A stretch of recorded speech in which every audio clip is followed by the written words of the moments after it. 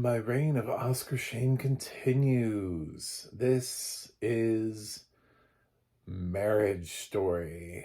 Yes. And this one is totally, can feel the people being like, you've never seen me. It just came out. It has audio description. It's on Netflix. What are you doing? I'm like, I don't know. I don't know. I just now got around to watching Marriage Story, okay? Leave me alone. You guys are very mean. It's directed by Noah Baumbach. It's nominated for 7 Academy Awards, and it won the Oscar for Best Supporting Actress for Laura Dern, which means, yes, when she won the Best Supporting Actress trophy, I had never seen her film. It was also nominated for Best Picture, Best Director, Best Actor, Best Actress, Best Original Screenplay, and Best Score for Randy Newman. Look at that. If you, just, I didn't feel like it was a Randy Newman score, but I liked the score. And then afterwards, when I'm looking at the nominees, I was like, all right, well, what did I miss? Oh, it was also nominated for score for Randy Newman?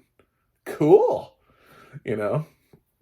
Just one of those delightful things when you already like somebody and you don't even realize it's them, and you're like, ah. Like I found out Michael Giacchino was doing the score to Society of the Snow. I was just like, what? Cool.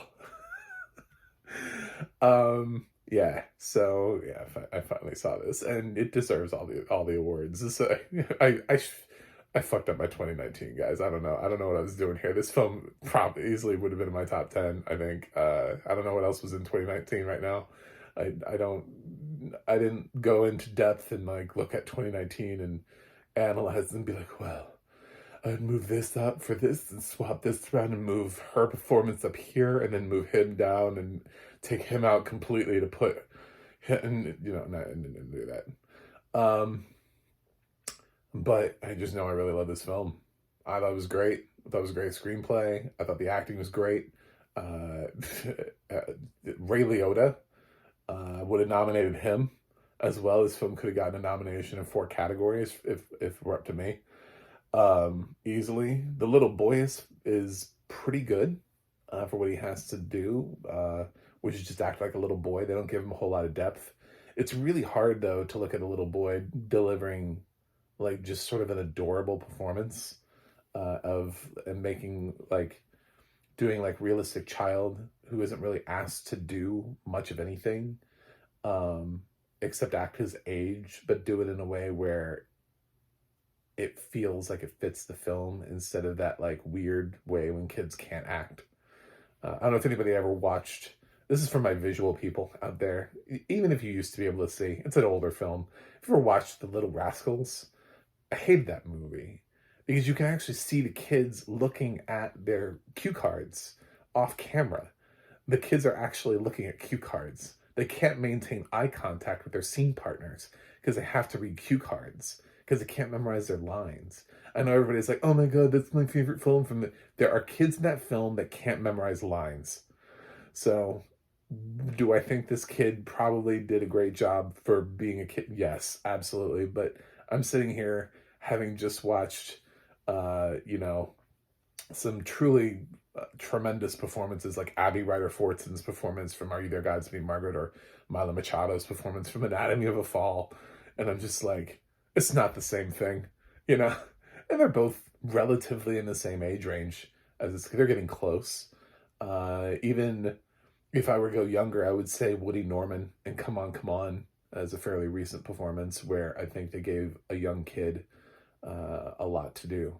So, yeah, he's fine for what, but I think some people overhyped the performance and were like, oh, he should be nominated. No, he should not be. Ray Liotta should be. I thought Ray Liotta was great here.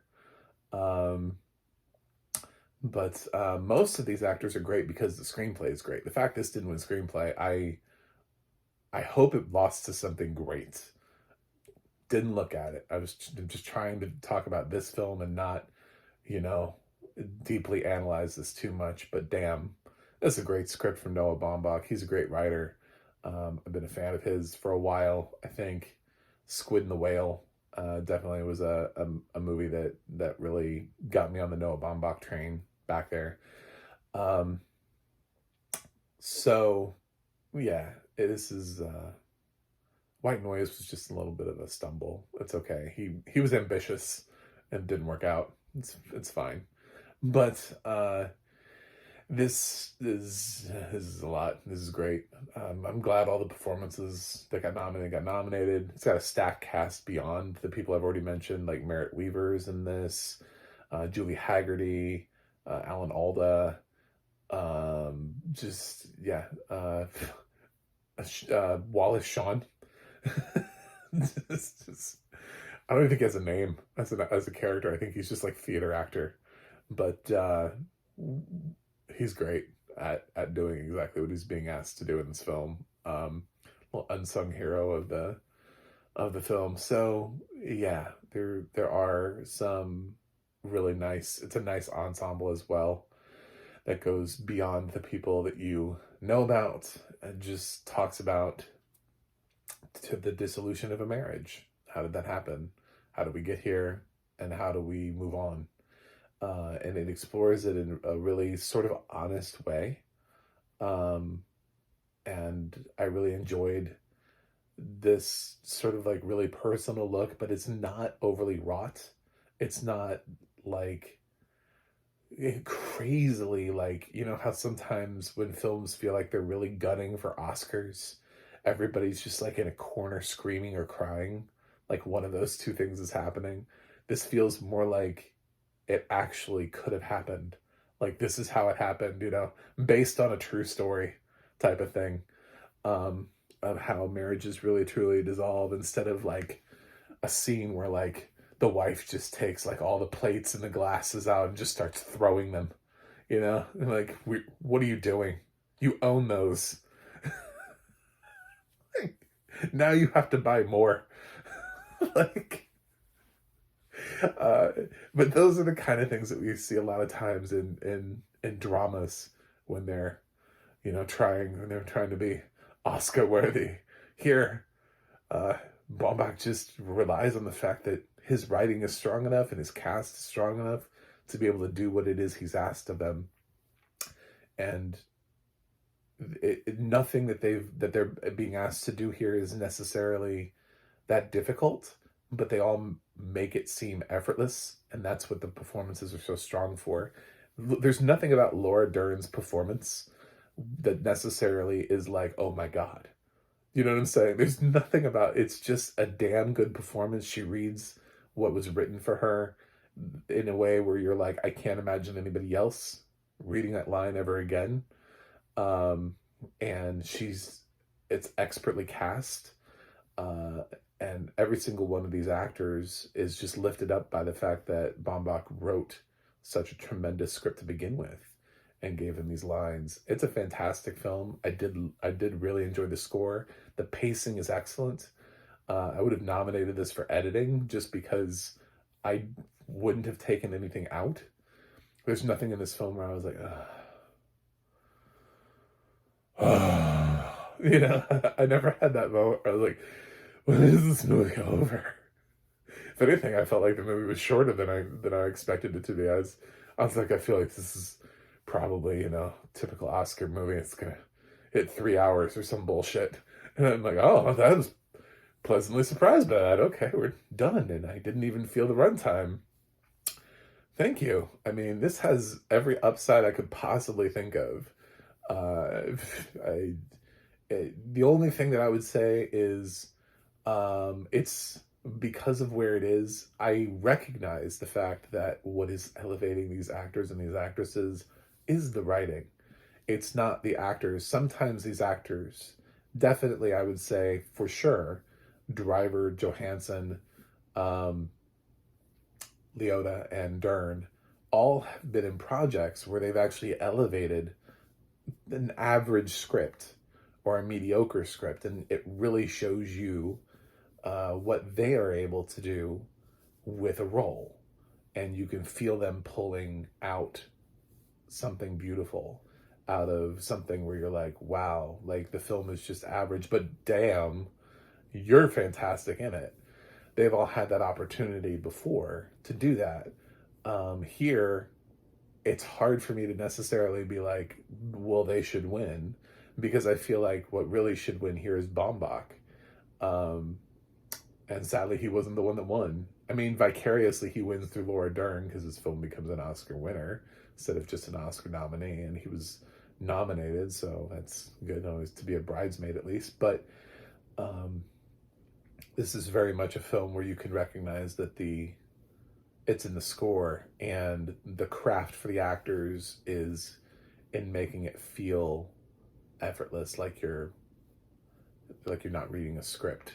But we know there's a script, we know that these are lines, and I'm impressed at how well Noah did with this film. So I highly recommend it. The audio description here, listen, this is a very dialogue heavy film. And I have to say, it's below average audio description. However, that's all it can be. There wasn't really a moment where I felt like, damn, we could have gotten more, or there's silence, what are we doing here?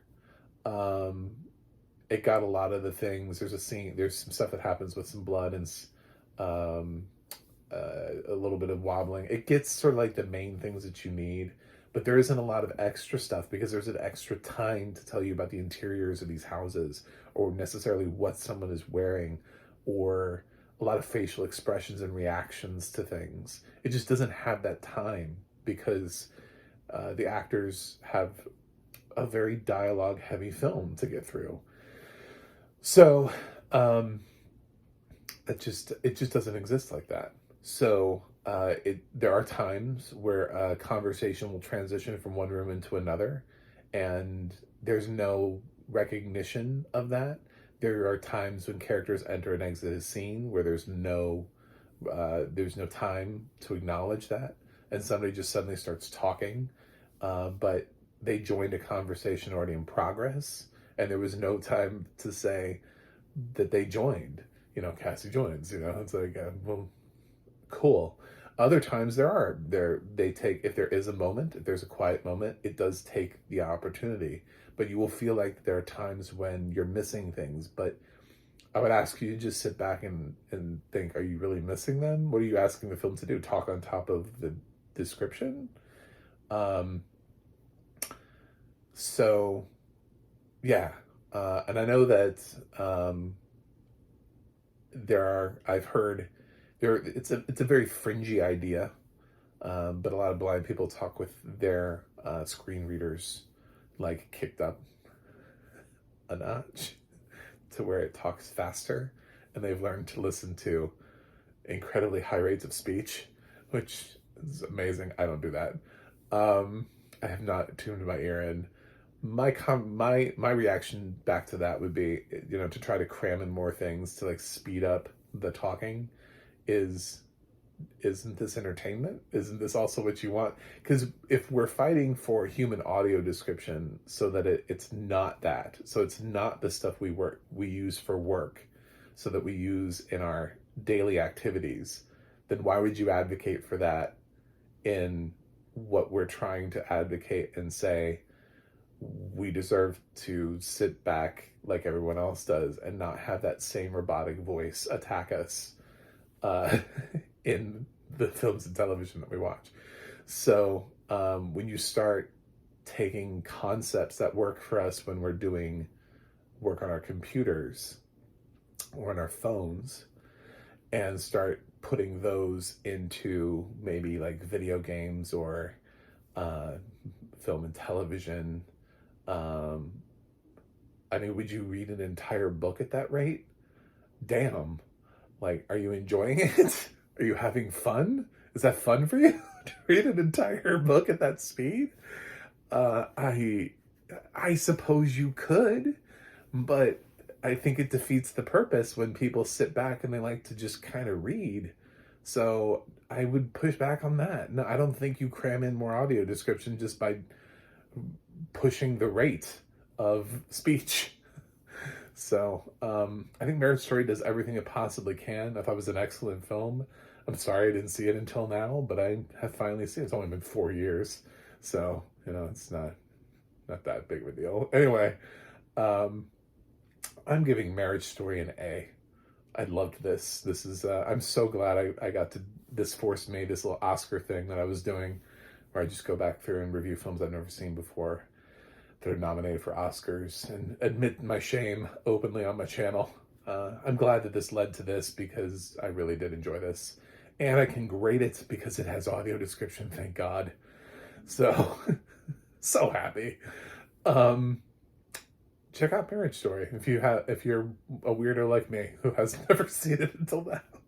I thought it was delightful. Anyway, delightful is the wrong word. It's kind of a depressing film at times, but well done, Noah. Thanks for watching. Thanks for subscribing. You can go to my website, macmovieguy.com. You can follow me on X, Threads, or Instagram at macmovieguy. You can go to the audio description project, adp.acb.org. It'll let you know what has audio description and where you can watch it. And you can go to the adna.org. That's the adna.org. It'll let you know who's narrating your favorite films and television series. That's it from me. I will watch something else and see you guys on the other side.